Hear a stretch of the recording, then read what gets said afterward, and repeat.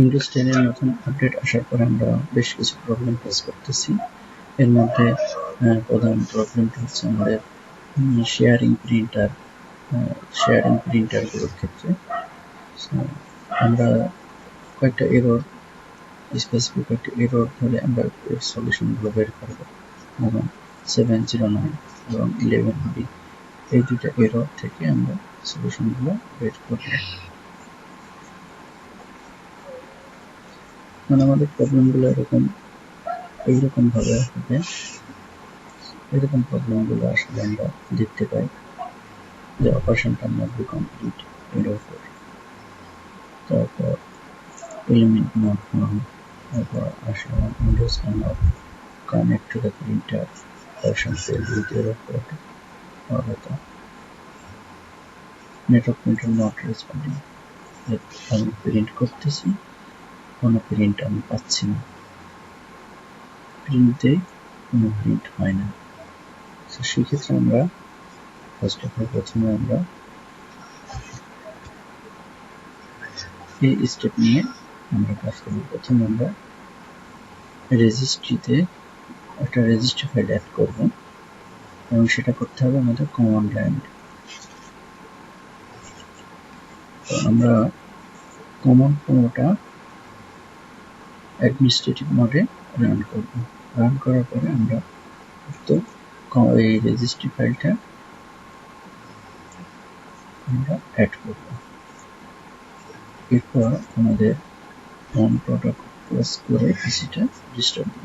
অবশ্যই আমরা খেয়াল করব এই কোডটা আমাদের এই ভার্সনগুলোর ক্ষেত্রে 2004, 20, H2, 20, 21, H1 এবং 21, H2 এই ভার্সন হতে হবে। উইন্ডোজের রিসেন্ট ভার্সন এইগুলোর ক্ষেত্রে এই কোডটা হবে, এটা সবসময় আমরা খেয়াল রাখবো। এরপর আমরা যেটা করব স্টেপ 2টা মূলত দেখা গেছে আমার এক্সিস্টিং আগের কমান্ডগুলো দেওয়া আছে, বাট নতুন আপডেট আসার পরে আমার আরেকটা প্রবলেম যেটা হচ্ছে যে আমি প্রিন্টার অ্যাড আছে, আমি শেয়ারিং পাচ্ছি, শেয়ারিং পিসি থেকে পিসি শেয়ারিং পাচ্ছি, বাট আমি প্রিন্ট কমান্ড দিলে প্রিন্টার রেসপন্স করতেছে না, মানে প্রিন্ট বের হচ্ছে না। সেক্ষেত্রে আমাদের এইটাও একটা এই কমান্ডটা RPC authentication level privacy enable, এটা আমাদের ডিসেবল করতে হবে।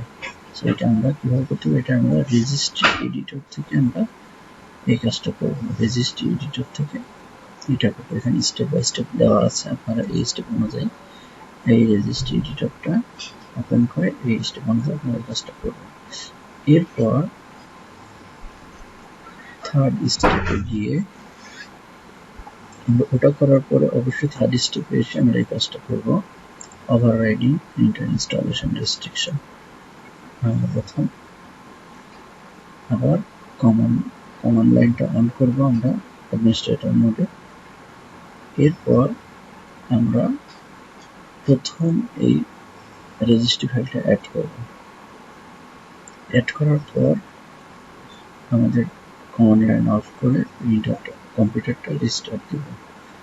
এরপর কম্পিউটার অন হওয়ার পরে আমরা ইনস্টল প্রিন্টারটা আবার নেটওয়ার্ক কম্পিউটারে ঢুকে প্রিন্টারটা আমরা ইনস্টল করব। ইনস্টল করার পর আমরা একটা প্রিন্ট দিয়ে দেখব যে আমাদের প্রিন্টারটা ওকে আছে কিনা। তারপর আমরা আবার পুনরায় এটা রিসেট করব। রিসেটটা কি এরকম ভাবে করবো, রিসেটটা আমরা এইভাবে করবো, রিসেটটা আমরা এটা আমরা রিসেটটা করব। পুনরায় আমরা কমান্ড লাইনটা অ্যাডমিনিস্ট্রেটর মোডে কমান্ড লাইনটা অন করে সেখানে আমরা এই কোডটা কপি করে আমরা আবার দিব। বোথ স্টেপটা আমরা প্রত্যেকটা পিসিতেই করব। আমাদের প্রিন্ট সার্ভার যেটাকে আমরা প্রিন্টার কানেক্ট ইউএসবি দিয়ে কানেক্ট করেছি এবং প্রিন্টার ইনস্টল করা, ওইটা আমাদের প্রিন্ট সার্ভার। ওই প্রিন্ট সার্ভারে আমরা এই সেম কাজগুলো করব এবং ক্লায়েন্ট পিসি, যে পিসি থেকে আমরা শেয়ারিং ভাবে কানেক্ট করতে চাচ্ছি এবং প্রিন্ট দিতে চাচ্ছি, ওই প্রিন্টারগুলোতে আমরা HCM কাজগুলো আমরা করব, স্টেপ 1, স্টেপ 2 এবং স্টেপ 3। সো আশা করি ইনশাআল্লাহ প্রবলেমটা সলভ হবে।